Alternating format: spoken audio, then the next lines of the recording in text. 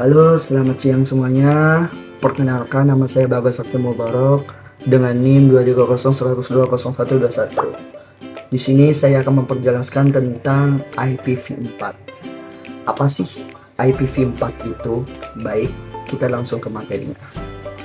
IPv4 atau Internet Protocol version 4 adalah suatu protokol komunikasi yang digunakan untuk mengidentifikasi dan mengarahkan data paket di jaringan komputer atau disebut dengan internet.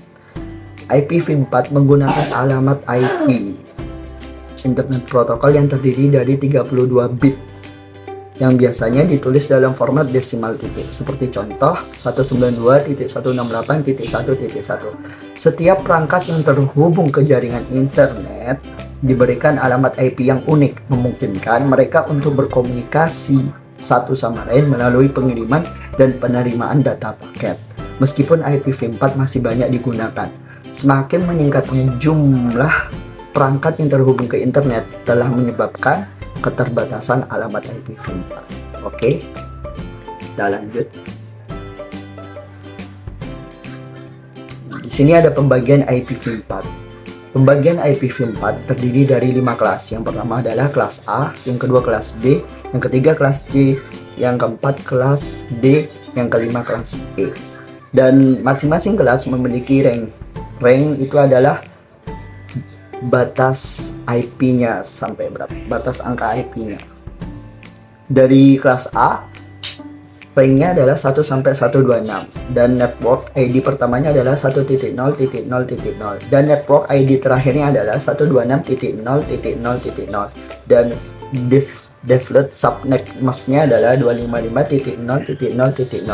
Maksimal penggunaan host per networknya adalah 16.77.216 dan yang kelas B 128 sampai 191 dan network ID pertamanya 128.0.0.0, network ID terakhirnya 191.255.0.0 dan default subnet maxnya adalah 255.255.0.0. Maksimal penggunaan host per networknya adalah 65.536 dan yang kelas C 192 sampai 223 dan network ID pertamanya 192.0.0.0 dan network ID terakhirnya 233.255.255.0 dan default subnet maxnya adalah 255.255.255.0 dan maksimal penggunaan host per networknya adalah 254 dan yang kelas D range-nya adalah 224 sampai 239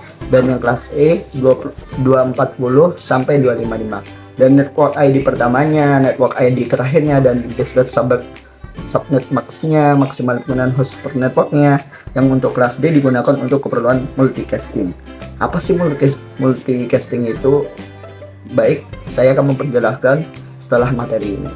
Dan yang kelas E digunakan untuk keperluan pengembangan research dan eksperimen. Oke, kita akan masuk materi berikutnya. Oke, di sini ada jenis-jenis IPv4. Yang pertama adalah unicast, yang kedua multicast, dan yang ketiga ada broadcast. Yang pertama adalah unicast. Unicast dimulai dari unicast, yakni jenis alamat IPv4 yang mengandalkan mekanisme point to point atau yang disebut dengan PTP.